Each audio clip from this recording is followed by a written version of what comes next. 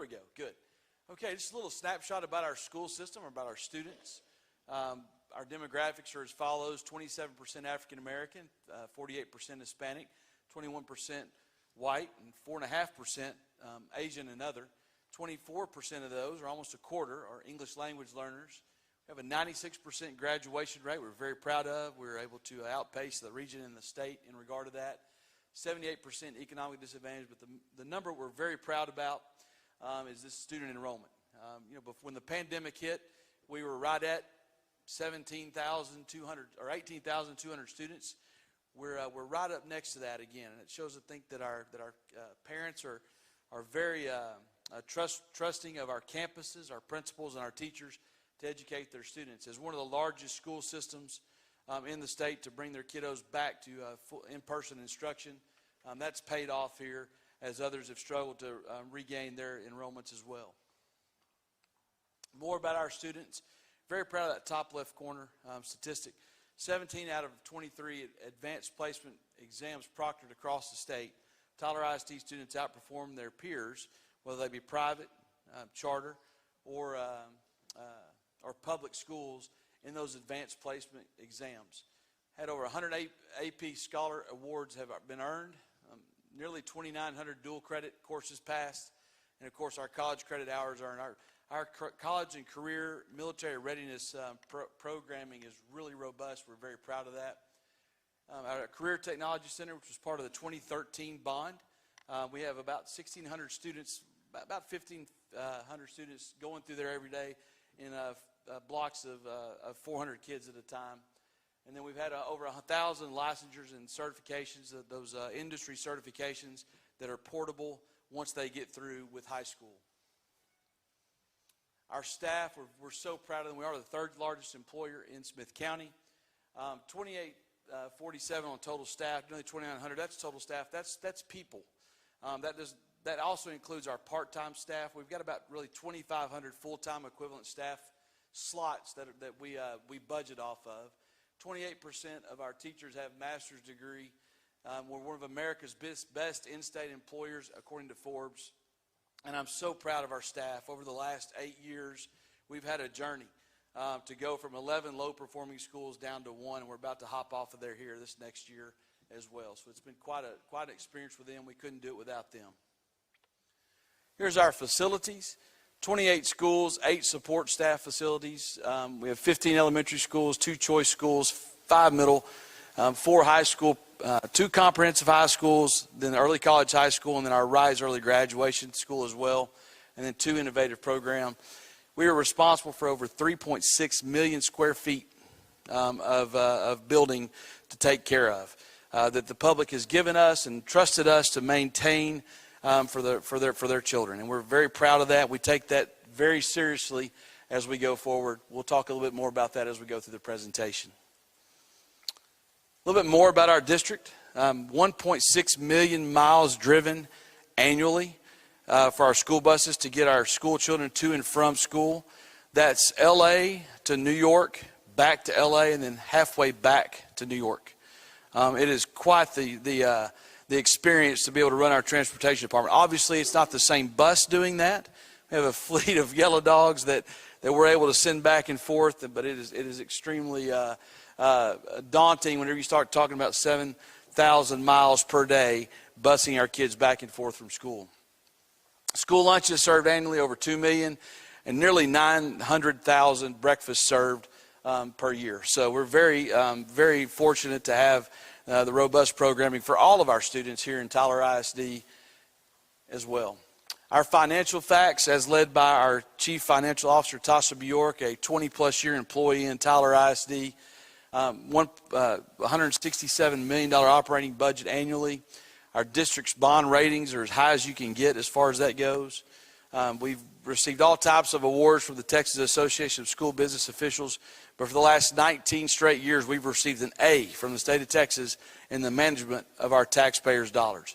We take being stewards of those dollars extremely, extremely important, and we want to make sure that we're continuing to do that, and Tasha Bjork's been doing that for us as well.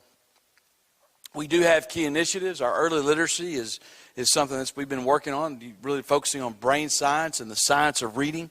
as opposed to just sticking a book in front of kids. There's actually a methodical way to do that. Our post-secondary career preparedness and credentials, we've talked a little bit about that, along with our advanced academics outcomes, and then school choice. Unlike the rhetoric that's out there, there's a lot of school choice in Tyler ISD, and we really champion that as well, from Moore MST Magnet to Caldwell Arts Magnet to Birdwell Spanish Immersion School, to our Rise Academy, to Boshears that serve severe and profound kids. We're very proud that we're able to serve a lot of students and what their niches are. We're here talking about a bond election tonight for a proposed new Hubbard Middle School, a replacement school for Hubbard Middle School, and a new early college high school.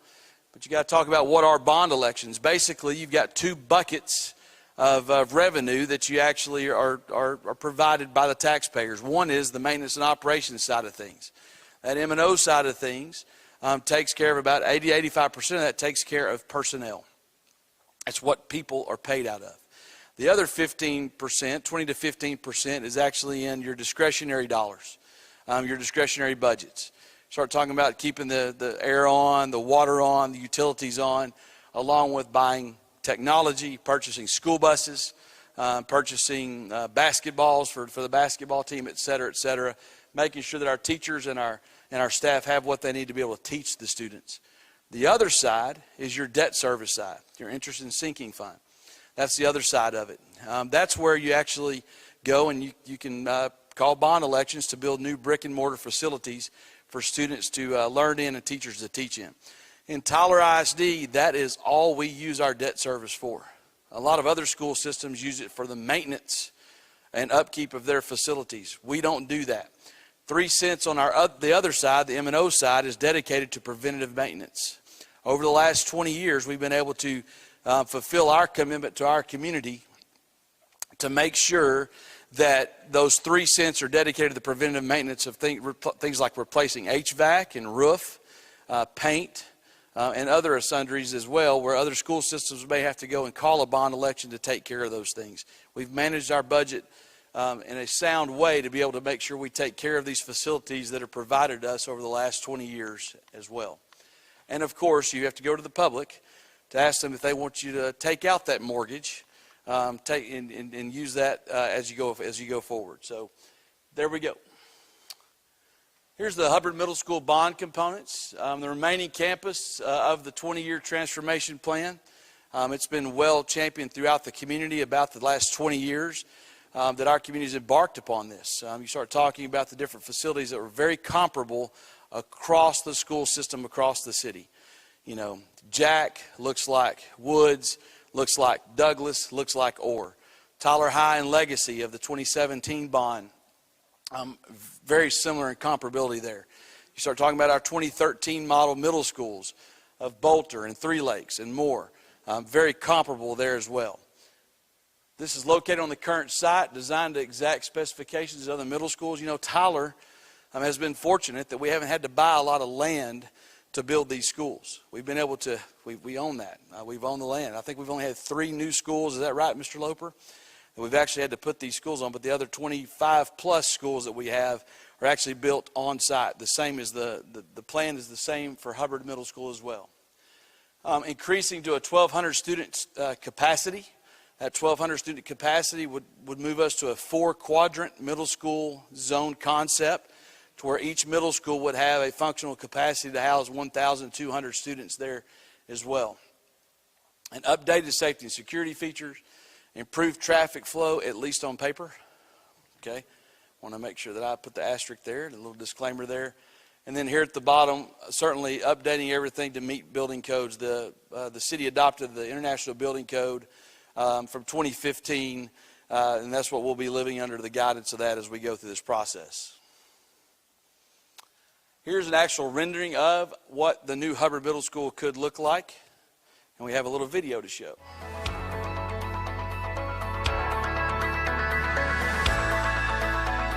From here to this part of Tyler, here's Copeland Road at the bottom. You'll see a 3-story building actually sprout up from the current practice field and track that you have there. Certainly a new traffic flow as well to go around. With school still in session while we were going on there, you know, we did look at seeing if we could actually go ahead and have school while we're building it, and that's one thing we're very fortunate to be able to do that. This building was built in the 60s with some additions in the 80s as well. We looked at using that facility and whether or not we wanted to renovate and maybe add some other additions, but this wasn't going to meet the standard as our 2013 models and be similar and comparable, again, to make sure that every student has a quality learning environment and facility to go to. There's some more improvements that are towards the back as well. And then a look inside the courtyard facing towards Copeland Road.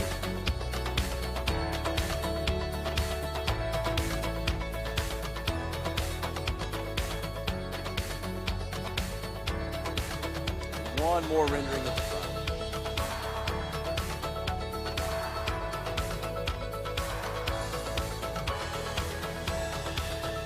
Of course, our partners and architects are Corgan, who actually designed Tyler Legacy High School and the CT Center, and then Fitzpatrick, a local firm, who actually designed Tyler High and Bolter Middle School. We're very proud to partner with them again, and they've been doing a lot of work on behalf of the school system. Here's some more renderings from Hubbard.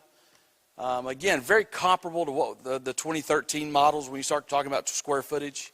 150,000 square feet, just like the 2013 models that we have at Bolter, Three Lakes, and more. Updated media center. I think it doubles the size of the current media center that they have now at Hubbard. Obviously a cafeteria and a servery and a kitchen.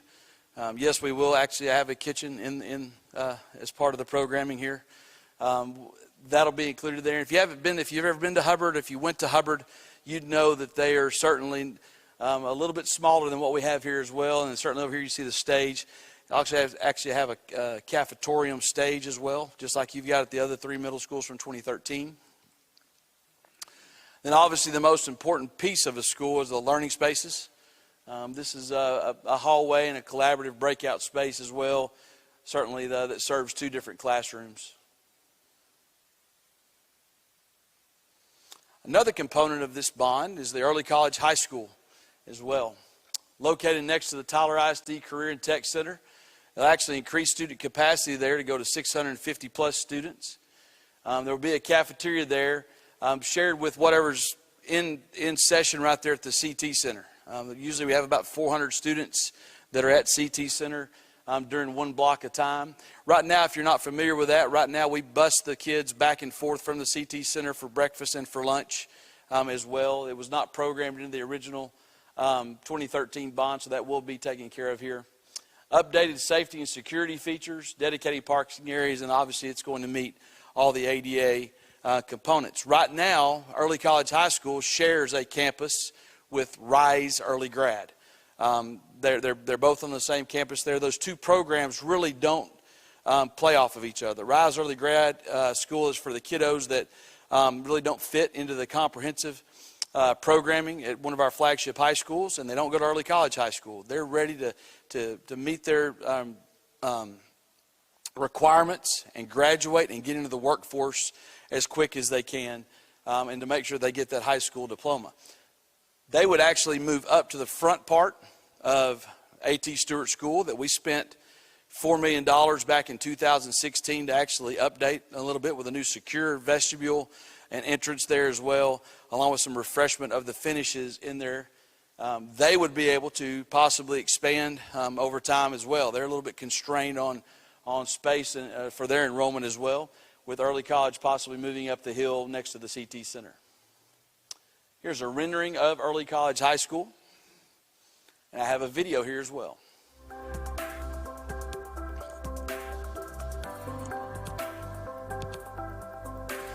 We always knew we could go east right here of the facility, either for growth of the Career Technology Center, or in this case, the innovative program, Early College High School, to have a new facility for those students and that faculty and staff.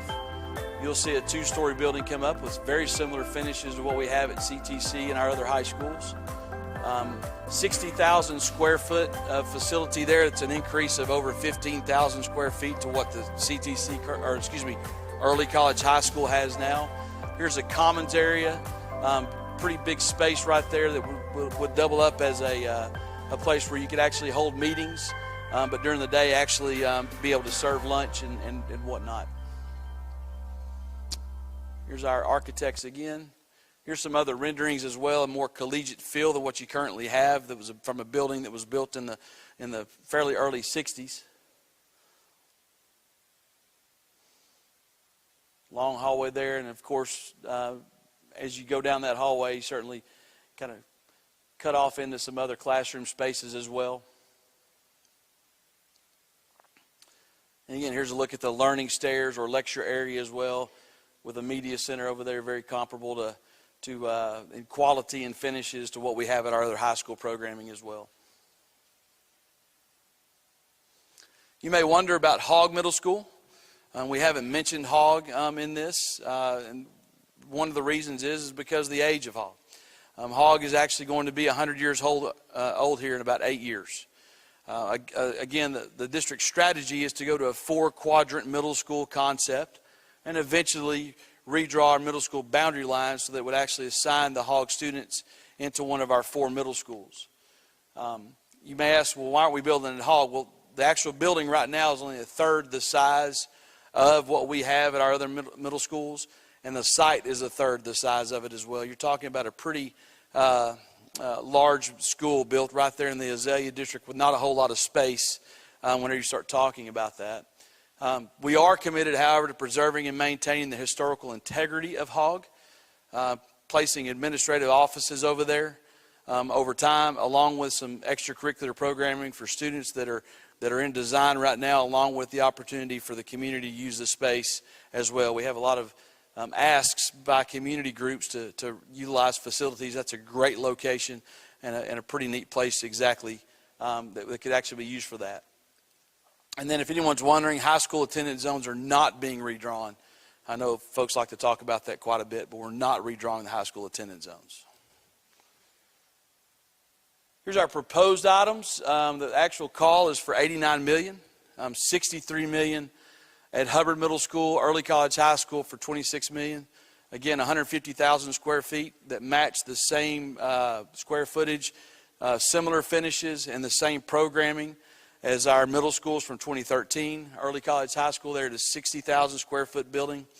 If successful, we could actually start this summer, either June or July, and actually possibly be moving in to these facilities in Christmas of 2023.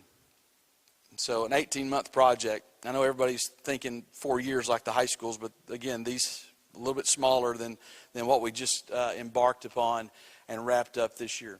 Now, I know some folks may be wondering about the cost of these as compared to the 2013 model. We've got a little slide here that does talk about some construction prices from 2013 to 2022. So there's the reason why that you've got some disparities in your bond call, maybe from even 9 years ago now, 2022, 2013. Dollar just does not take care of what it used to. So that's one reason we think now is the time to strike, along with the fact that we think the feds are probably going to wind up raising interest rates, and that could affect some of your bond capacity as well. So there you go. Our current tax rate information as follows. You know, the state's done a great job over here on the maintenance and operations side. They're still not there completely yet to where they've taken care of us homeowners, but they have done a good job. They've actually had some tax compression on the maintenance and operations side. So we want to make sure we give kudos to them as we're going through this presentation. On the interest and sinking side, which is what the school district is responsible for and takes care of, we've also been at work.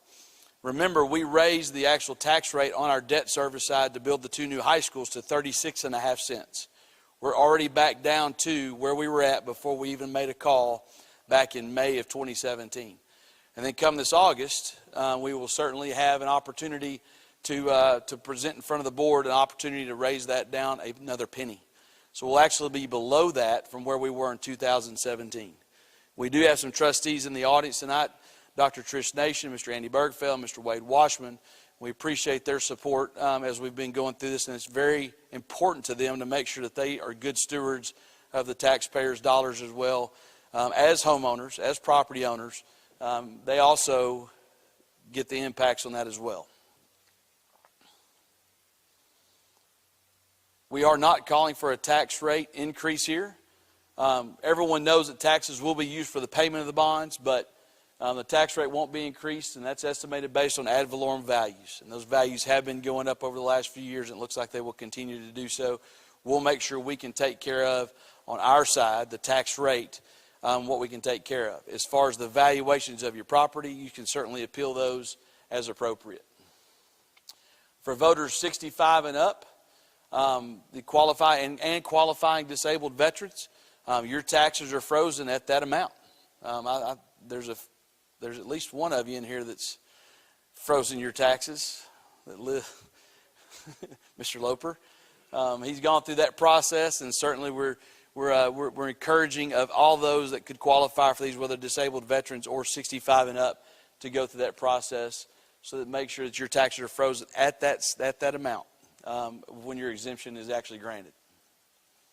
Here's our voting locations, early voting locations here, along with our voting early times and dates. And of course, May 7th is the actual election date. You have to register a month out. April 7th will be the last day to register to vote as well.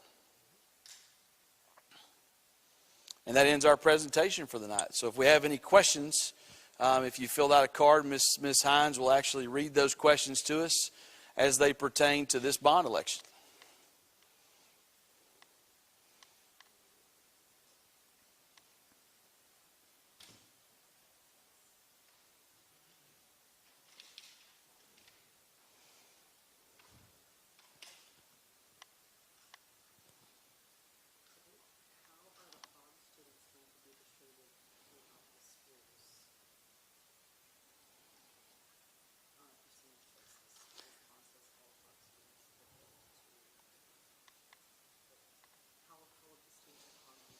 So how will the students at Hogg be distributed when that does happen? You know, Hogg does have an enrollment right now of about 270 students. It has been actually decreasing over time.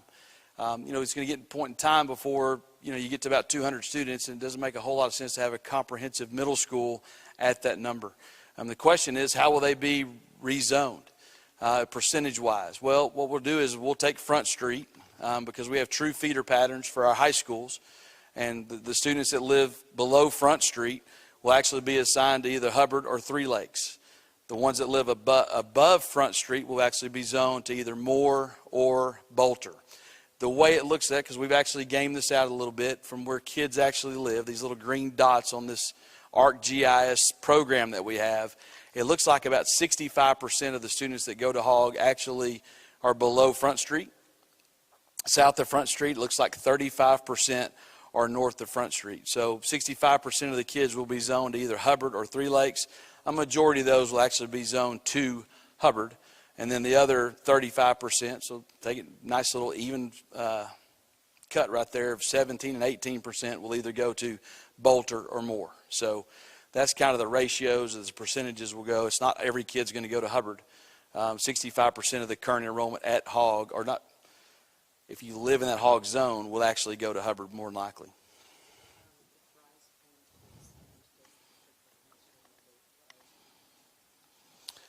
So it talks about RISE. If it expands, does the district have plans to renovate RISE in the future? You know, we've already put a little bit of money into that facility. As time goes on, if the program does actually grow, then we will actually be able to propose to the Board of Trustees. I can't commit any dollars to them, but actually propose to the Board of Trustees for any type of improvements. Mr. Loper, again, this last time we went in 2014, we went, or 2016, I think it was a $4 million project at that time. And I'll tell you, you know, it did us okay for now, but it certainly does not match the same quality and instructional setting that we would like for all of our campuses to have that entire facility. So the front part of that facility certainly is refreshed, and we're very proud of that. There are some remaining parts of that facility we'd like to take a look at over time.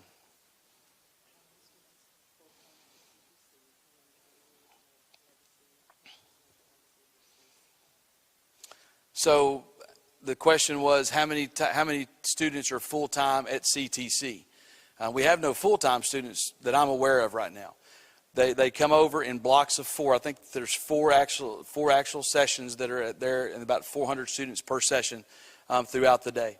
We used to have students that were there the entire day, but COVID kind of we had to put a pause on that as well. As far as the percentages go to early college high school, you've got about 75% of the students that go to early college high school are zoned to Tyler High. Tyler High has about 2,100 students in it. Legacy High School has 2,500 plus students in it.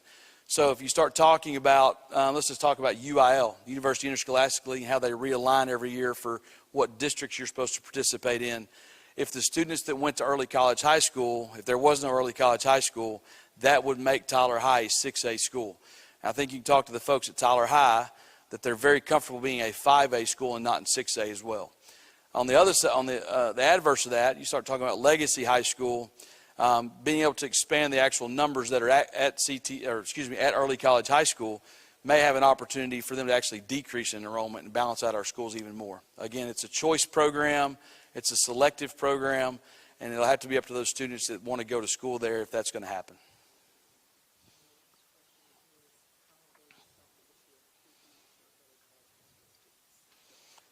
Yeah. So the question was, how do you solve the issue for early college high school if you don't have a gym program into this? Let's remember that gym space is also usually dedicated to team space. In early college high school, it's a very selective, academic, rigorous program that does not have all the components of a comprehensive high school. In other words, teams. You can do PE in just about any setting that you possibly can. We're looking at some opportunities and some other portions of the facility at the CTC to convert into some gym space, thinking more like of a workout gym that you might go to for Crunch Fitness or Platinum Fitness or whatever some of these different types of gym spaces are, Gold's Gym, to actually where you can get your PE stuff in there as well. There's also some space over there that we could potentially in the future also implement some type of field situation over there as well for that as well. So PE is not just gym space. It can be done in a variety of situations, and East Texas has such great weather. We need to be outside more anyways. So certainly we'll have the appropriate spaces to match the curriculum there as well. And let's not forget this. You also have to worry about fine arts.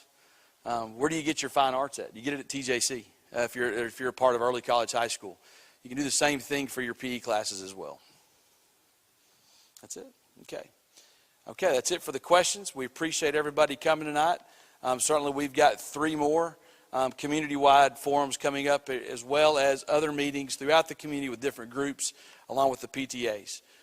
Thanks for coming tonight, and thanks again, Dayspring, for hosting us. We'll see y'all later.